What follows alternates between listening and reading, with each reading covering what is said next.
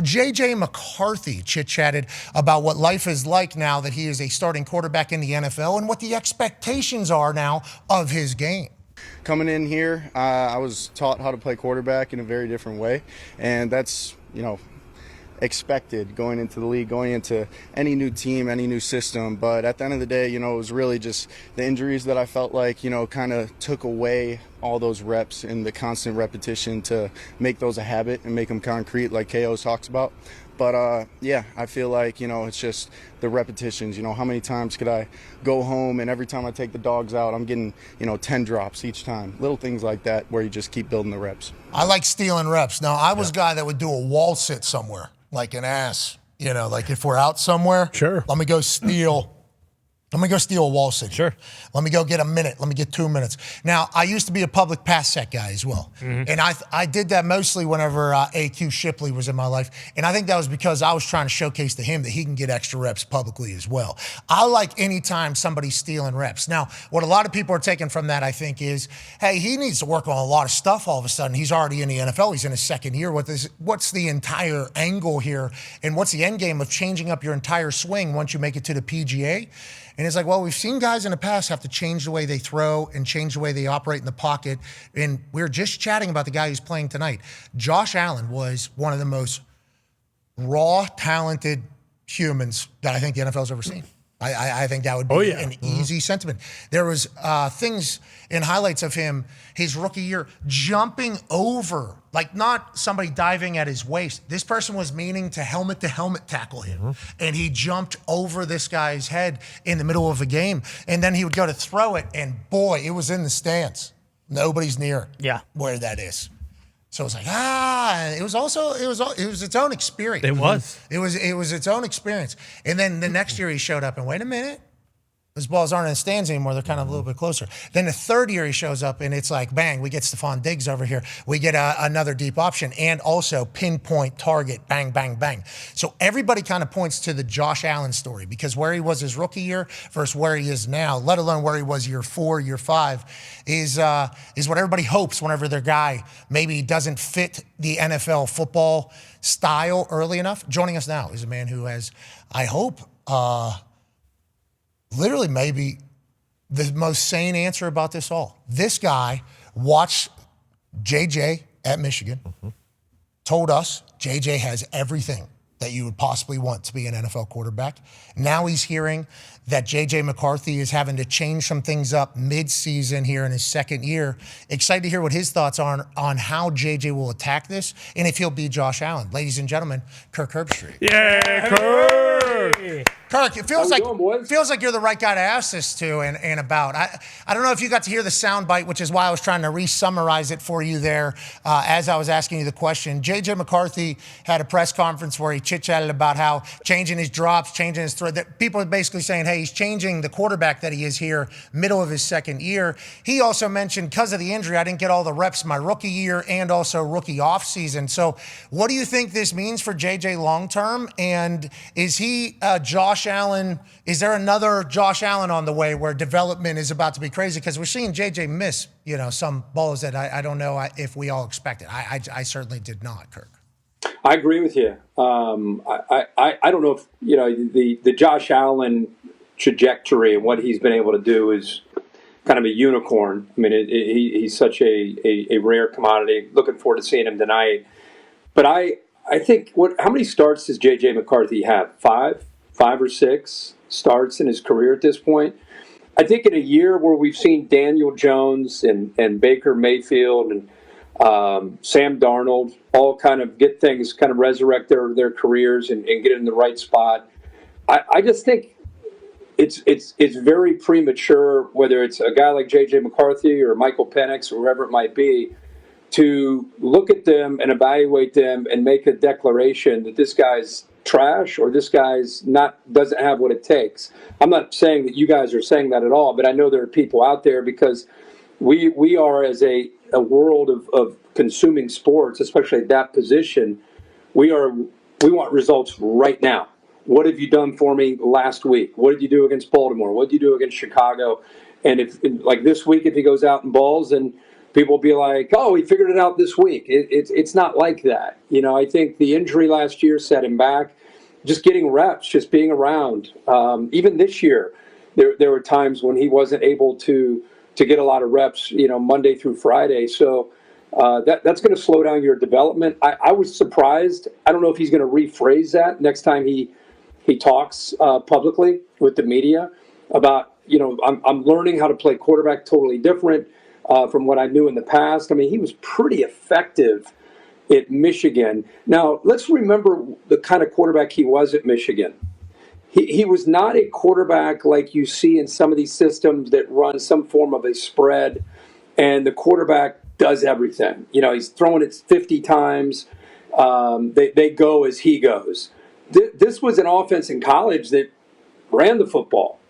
They were in 12 and 13 personnel. They were in 22. They ran the ball and set him up to do play action, and he did it really, really well. I think when I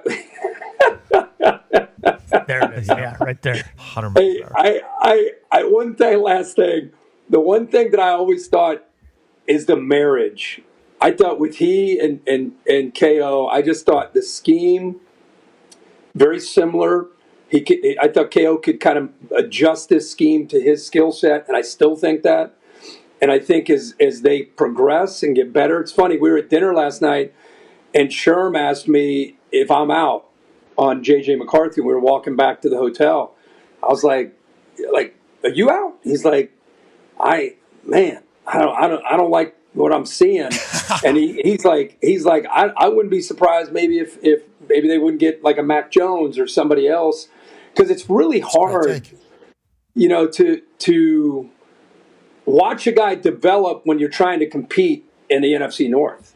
They made this decision, though, Kirk. Like you mentioned Daniel Jones there, whenever you're saying the resurgence in the second year because you let somebody develop. But like Daniel Jones was in their building last year. Now, they made an offer for Daniel Jones to remain. I think the Colts did not offer as much, but certainly told him, like, hey, you could be the starter here, no problem going forward. Then Sam Darnold, the success that he's having. I think Aaron Rodgers wanted to play there. And what Kevin O'Connell's been able to do, to your point, everything you're saying, is like he's been able to win. So they were playing for the number one in the NFC last year, the last week of the year last year. So I think it's natural that everybody's thoughts are like the team is ready to go. You got Addison, you got Justin Jefferson. I mean, look at the pieces around him. I mean, that's you got a lot of pressure to play good now, though. I think like that was kind of building from all the decisions that made before. Now, let's go back. We talk about how good of a coach Kevin O'Connell is.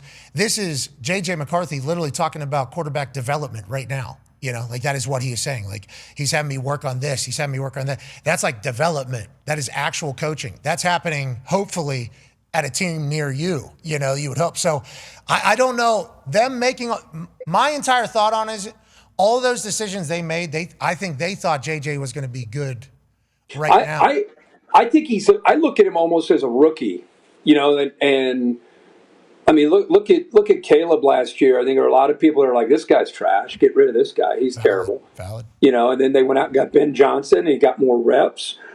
Game slowing down. He's starting to make better decisions. You want to develop them, but at the same time, like they need to win these games. You got Caleb, J.J. McCarthy, they're not out of it yet. Drake May with the Patriots, Bo Nix. Like a lot of these guys are still young quarterbacks, but as a coach, how do you go in knowing like, hey, I still need to develop this guy, at the same time understanding that come Sunday, he's going to have a start under an immense amount of pressure in a game that we're going to have to win?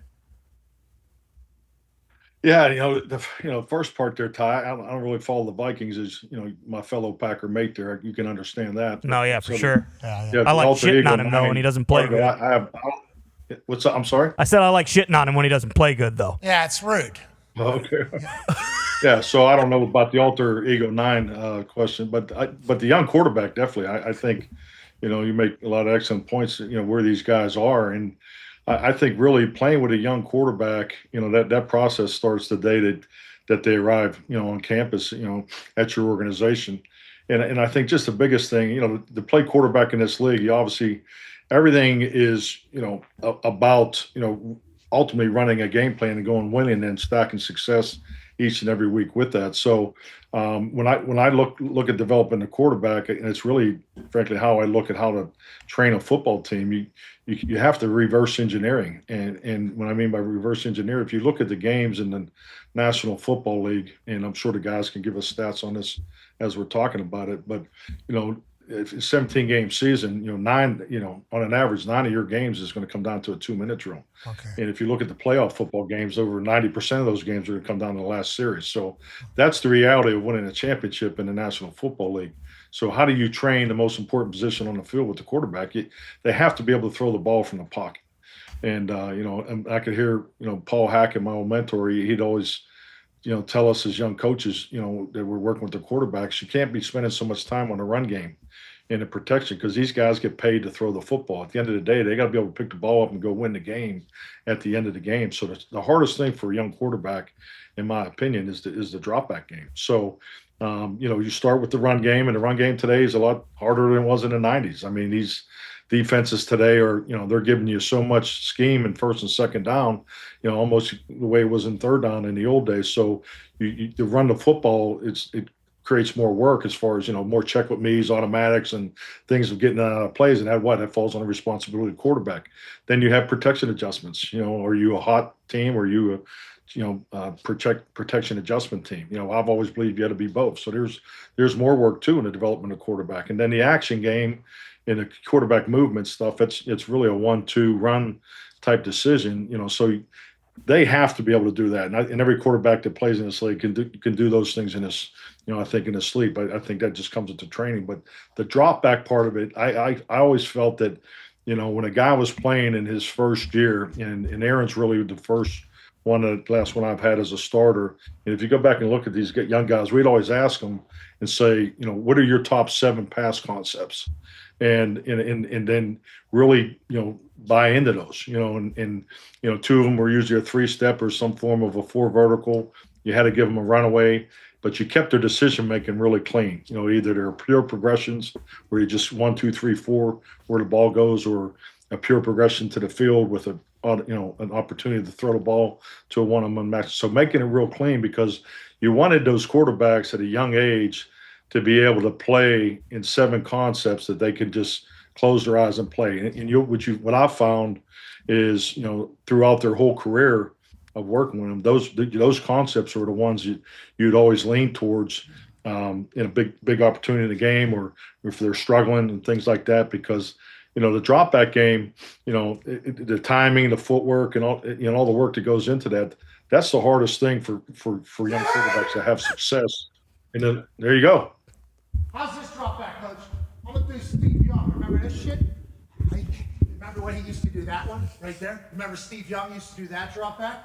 What is the best drop back? 3-step, 5-step, 7-step? And what are we looking? Are we flipping the hips and running backwards like this while staying square? What does a good drop back look like, Coach? Shut it! It's on you. You're the coach. What's a good drop back look like? What's a good drop back look like? It's on you, Coach. Call it. Oh, okay. You mean, do I want a 3, a 5, or a 7? Mm-hmm. Yeah. How does he do it? How's he start? Well, if you're training a quarterback, you always started with the 5-step, and you talked about how you get away from center. You punch, reach. All right, so punch with your left foot, reach with your right. You lefty or righty? Righty.